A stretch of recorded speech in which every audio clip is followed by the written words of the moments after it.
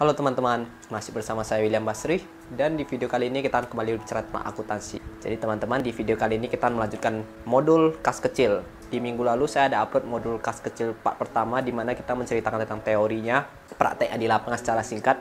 Dan di video kali ini part 2-nya kita menceritakan tentang proses pencatatan di akuntansinya. Meskipun kita belajar tentang proses pencatatan akuntansinya, teman-teman harus ingat, kalau materi kas kecil ini intinya itu bukan di proses pencatatan akuntansinya, tapi intinya itu kita membuat sebuah kas kecil, memudahkan kinerja perusahaan, mencegah biaya-biaya kecurangan keluar. Oke teman-teman, kita masuk ke proses pencatatannya, proses akuntansinya. Saya tambahkan teori sedikit untuk kas kecil, ataupun kas di bank, ataupun kas besar. Ketiga ini merupakan komponen kas. Jadi kalau kita belajar di lembaga pendidikan, ketika ada soal nih, pembelian peralatan, kan kita buat jurnalnya peralatan pada kas. Nah, kas itu terdiri dari 3 komponen ini. Bedanya di modul kali ini kita pecahkan, kita rincikan kas itu terbagi apa saja. Jadi dengan kata lain, baik kas kecil, baik kas besar, baik kas di bank, ketiga komponen ini bersaldo di debit dan bertambah di debit, berkurang di kredit, karena dia itu merupakan bagian dari kas. Jadi kalau saya katakan kas kecil, ya ingat saja itu merupakan kas. Kas besar yaitu merupakan kas. Bank ya merupakan kas juga. Ya, bedanya kita detailkan. Jadi jangan bingung, jangan teman-teman pikir kalau kas kecil itu berbeda dari komponen kas lainnya. Yaitu semua itu sama, bedanya uang itu dirinci-rincikan. Seperti yang saya ceritakan di video pertama, kalau ada uang 100 juta, 70 juta di brankas, maka kas besar. 20 juta di lemari, maka kas kecil. 10 juta di bank, maka kas di bank. Kira-kira begitu ya, jangan bingung ya. Untuk metode tetap dan metode fluktuasi, saya sudah jelaskan juga pada video sebelumnya. Kalau metode tetap itu dicatat pada saat proses pengklaiman atau proses kas diisi kembali. Sedangkan metode fluktuasi itu dicatat real time. Ketika terjadi biaya langsung dicatat. Jadi sebelum masuk soalnya, saya sudah menyiapkan beberapa soal. Teman-teman bisa download di kolom komentar ya. Kita bahas bersama-sama supaya teman-teman lebih paham lagi bagaimana sih kas kecil itu. Saya jelaskan dalam bentuk soal cerita. Oke teman-teman, ini saya buat 2 soal. Satu kita kerjakan dengan metode tetap, yang satu lagi kita kerjakan dengan metode fluktuasi. Kita mulai dari yang soal metode tetap. Di metode tetap ini anggaplah teman-teman punya sebuah perusahaan, kita pengangkutan atau apalah ya. Ini ada transaksi ya. Pada tanggal 1 Desember di store kas kecil sebesar 5 juta. 3 Desember bayar uang BBM 500.000. 8 Desember bayar uang perjalanan 700.000. 10 Desember bayar uang perbaikan 1 juta. 12 Desember saldo kas kecil diisi kembali. Oke. 26 Desember bayar uang BBM 900.000. 29 Desember bayar uang perjalanan 700.000. 3 Januari bayar uang perjalanan 400.000. 7 Januari saldo kas kecil diisi kembali. Oke. Kita mulai jawab. Teman-teman bayangkan, teman-teman ini sebagai seorang akunting. Kerjaan soal itu kita harus punya imajinasi membayangkannya ya. Pada tanggal 1 Desember di store kas kecil sebesar 5 juta. Oke. Kita anggap store ini pastinya dari kas besar, dari kas utama ya kan. Kas utama kita tak perlu ceritakan berapa saldonya. Yang penting teman-teman punya gambaran saja. Teman-teman sebagai seorang akunting, ada bos punya kas besar, dia bilang, nah ini titip 5 juta untuk kita. Oke, berarti kas kecil kita ada 5 juta. Oke, kalau kas kecil bertambah di mana? Di debit. Maka kas kecilnya di debit sebesar 5 juta. Kreditnya apa? Apa yang berkurang? Kas besar. Kas besar memberikan uang kepada kita. Berarti kas besar uangnya sudah berkurang sebesar 5 juta. Kas besar berkurang di kredit. Maka jurnal tanggal 1 Desember adalah kas kecil di debit sebesar 5 juta. Kas besar di kredit sebesar 5 juta. Oke, kita masuk ke soal selanjutnya. Tanggal 3 Desember dibayar uang BBM 500.000. Tanggal 8 Desember dibayar uang perjalanan 700.000. Tanggal 10 Desember dibayar uang perbaikan 1 juta. Tanggal 12 Desember baru diisi kembali. Ingat, metode tetap itu dicatat pada saat proses pengklaiman. Dicatat pada saat proses diisi kembali. Jadi tanggal 3, tanggal 8, tanggal 10, teman-teman sudah bayar. Tapi teman-teman belum catat. Kenapa? Belum dilapor ke kas besar. Jadi, per tanggal 10, teman-teman sudah keluarin 2.200.000. Ada bon tanggal 3 Desember, ada bon 8 Desember, ada bon 10 Desember sebesar 2.200.000. Uang di tangan teman-teman, uang kas kecil teman-teman tuh sebesar 2.800.000. Ya kan, 2.800.000 ditambah 3 bon sebesar 2.200.000, total 5 juta. Di tanggal 12 Desember itu baru diklaim lah 3 bon ini, baru dicatat. Jadi tanggal 12 Desember itu dicatat biaya BBM sebesar 500.000, biaya perjalanan sebesar 700.000, biaya perbaikan sebesar 1 juta pada kas besar sebesar 2.200.000. Oke, terus teman-teman pasti tanya nih, kenapa sih pada kas besar, ya kan? Apa sih pengaruh kas besar? Nah, memang secara kaidah akuntansi ataupun teman-teman belajar di lembaga pendidikan, mereka itu membuat langsung pada kas besar. Padahal secara lapangan teman-teman bayarnya pakai kas kecil. Kenapa sih nggak dicatat melalui kas kecil, kan itu pertanyaannya. Saya jabarkan teman-teman. Saya jabarkan ya. Yang ini nih jawabannya. Metode singkat ya, tapi nggak apa-apa. Soal ini saya jabarkan metode panjangnya. Kita buat perumpamaannya lah ya, kita buat perumpamaan. Jadi ini perumpamaan aja supaya teman-teman jelas. Pada tanggal 3 Desember kita bayar uang BBM 500.000, berarti biaya BBM pada kas kecil sebesar 500.000. Pada 8 Desember dibayar uang perjalanan 700.000, berarti jumlah biaya perjalanan 700.000, pada kas kecil 700.000. Pada tanggal 10 Desember bayar uang perbaikan sebesar 1 juta. Berarti 10 Desember biaya perbaikan 1 juta, kas kecil 1 juta di kredit ya. Oke. Di tanggal 12 Desember, saldo kas kecil diisi kembali. Berarti kalau kas kecil diisi kembali, kas kecilnya bertambah sebesar 2.200.000. Kas kecil di debit 2.200.000. Kas besar di kredit berkurang karena dia mengisi ke kas kecil sebesar 2.200.000. Maka, teman-teman lihat jurnal di samping, kas kecilnya ada berada di kredit, ada juga bertambah di debit. Kalau kreditnya itu sebesar 2.200.000 yang dibayar biayanya. Debitnya itu sebesar 2.200.000. Ibaratkan ke buku besar, pakai buku besar T, nilainya itu menjadi 0 karena debit 2.200.000, kredit 2.200.000. Debit kurang kredit 2.200.000 dikurang 2.200.000 sama 0. Maka tersisa jurnalnya adalah biaya-biaya yang timbul seperti biaya BBM, biaya perjalanan, biaya perbaikan sebesar 500.000, 700.000 dan 1 juta pada langsung kas besar sebesar 2.200.000. Nah, jadi asal mula jurnal yang singkat itu dari sinilah detailnya. Jadi teman-teman jangan bingung lagi kenapa langsung pada kas besar. Karena kita tidak melalui kas kecil lagi. Jadi kas kecil itu bersaldo nilai tetap ya teman-teman. Ini cara panjangnya. Terus pertanyaannya, kalau saya di kantor mau pakai cara panjang aja boleh nggak? Jawabannya boleh.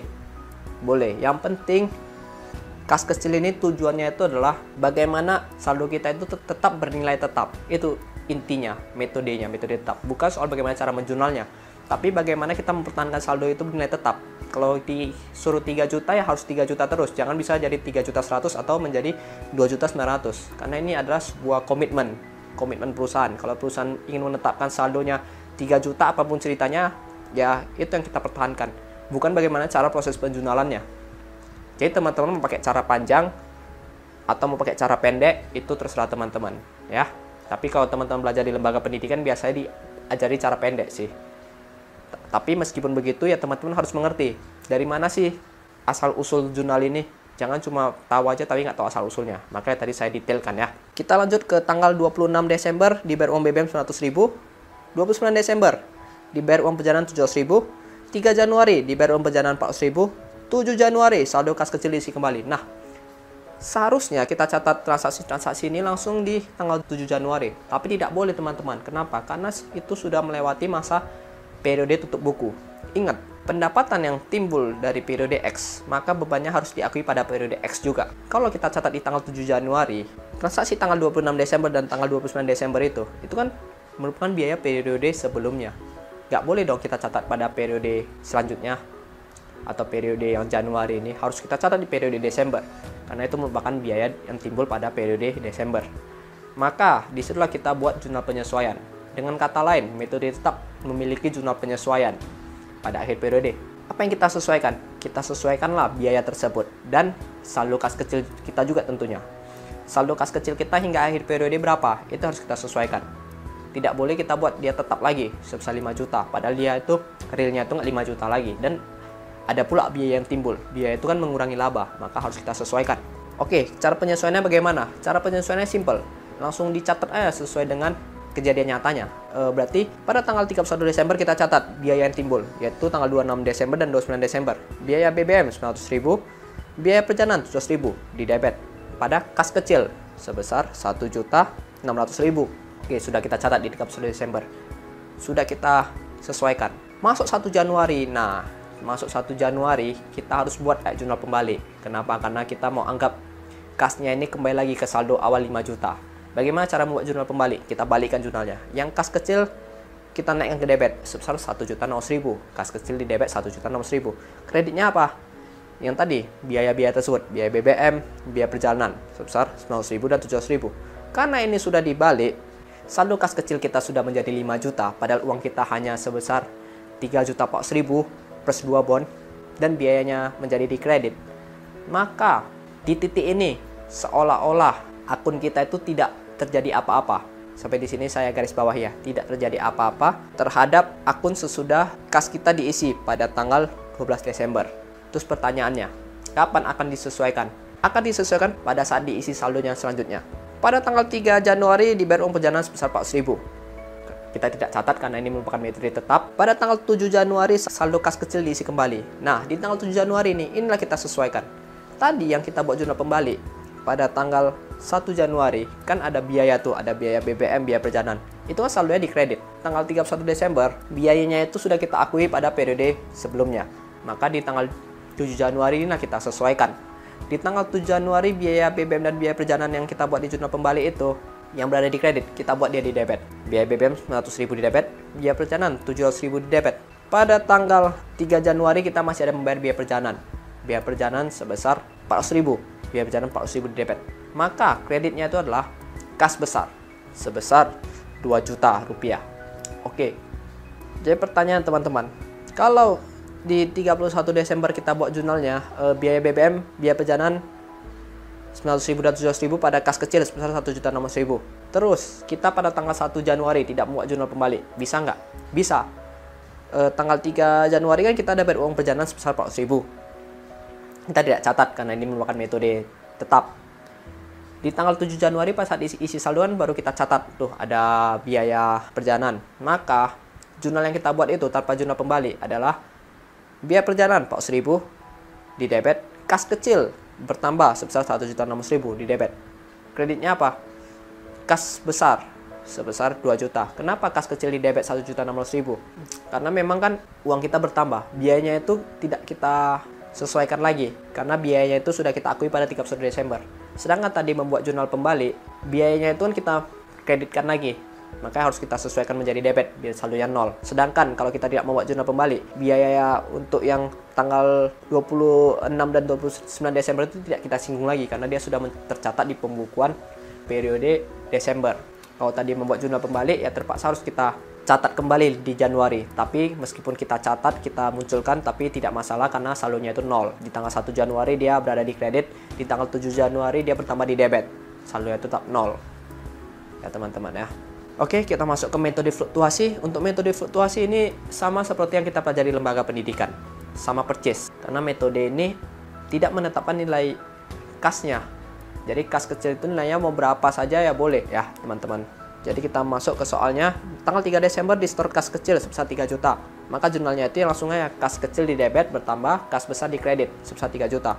Pada 7 Desember dibayar fotokopi 5.000, berarti biaya fotokopi di debit pada kas kecil di kredit 5.000. Pada 11 Desember dibayar perlengkapan kantor 1.500.000, berarti perlengkapan kantor pada kas kecil 1.500.000. 13 Desember di store kembali 1 juta, berarti kas kecil di debit 1 juta, kas besar di kredit 1 juta, ya kan?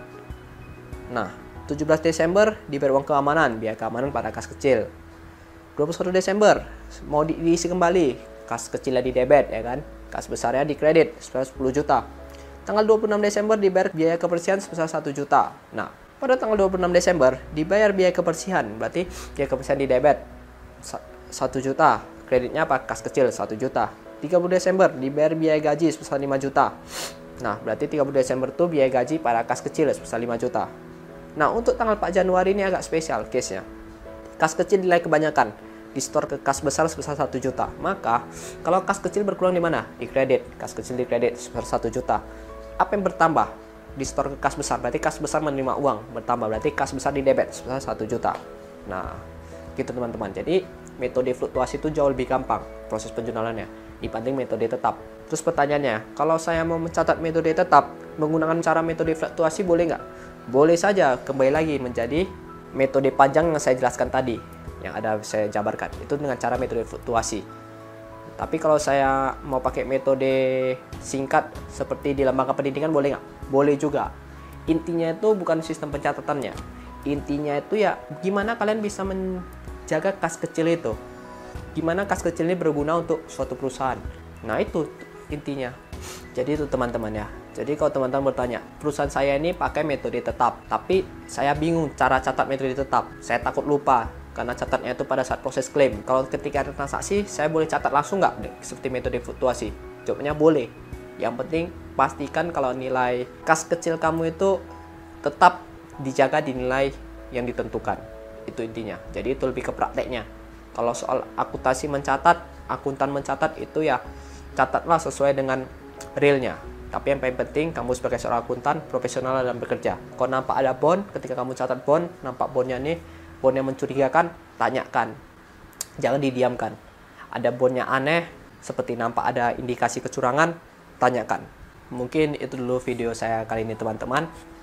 Ya, ini adalah part 2-nya. Jika teman-teman ada pertanyaan seputar kas kecil atau ada masukan lagi mau video apa, teman-teman boleh langsung komentar saya. Kita bahas bersama, kita sharingkan bersama. Dan semoga video ini bermanfaat untuk teman-teman yang belajar akuntansi. Dan semoga metode kas kecil ini teman-teman sudah ingat bagaimana di prakteknya, sehingga teman-teman kalau bekerja, teman-teman sudah tahu. Setidaknya dasar-dasarnya sudah tahu lah. Dan teman-teman lebih mudah mengerti nanti ya. Ya itu dulu teman-teman. Kita berjumpa di video selanjutnya. Saya William Basri. Dadah.